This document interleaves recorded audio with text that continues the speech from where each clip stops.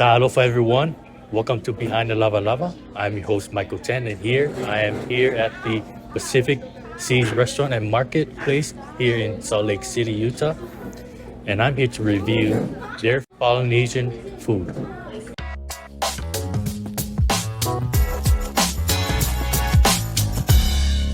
I'm here with Marianne, and she's one of the managers of Pacific Seas Restaurant, and her parents are the owners. And I'm just going to ask her a question.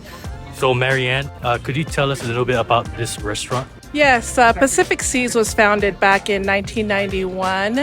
It caters initially to the Pacific Islanders, but over the years we have branched out to all other ethnic backgrounds. The Pacific Islander groups we serve here in Utah range from Samoans, Tongans, to the Tahitians, New Zealand, as well as the Micronesian groups. But we have been here since 1991, over 30 plus years. So, do you have anything to say for future customers?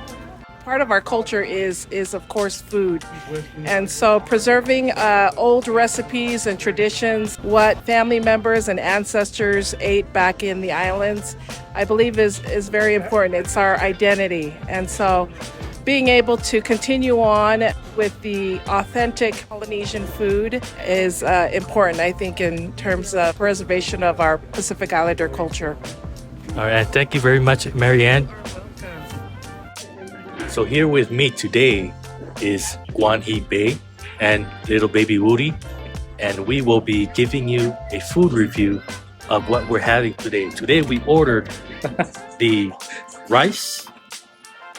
This is called lamb, also known as sipi, Tongan, mamoy in Samoan, and we have the curry chicken. Look at that, and the muli pipi, which is turkey tail.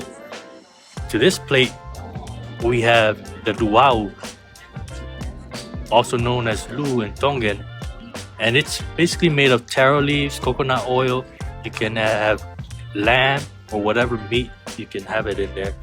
And if you come here, one of the island delicacy, this is called the oka or ota, and this is made of raw fish.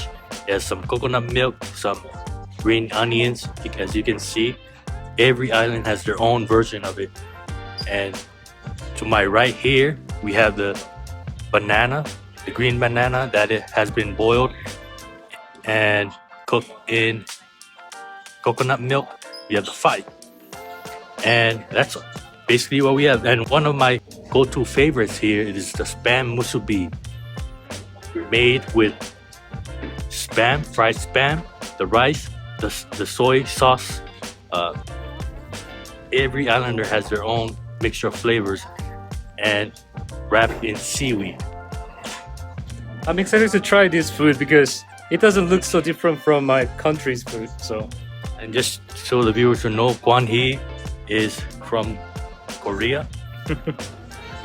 So Korea, the lamb is not a thing yet when I was young, but it became a thing now, and this is one of the fine lamb meat I had.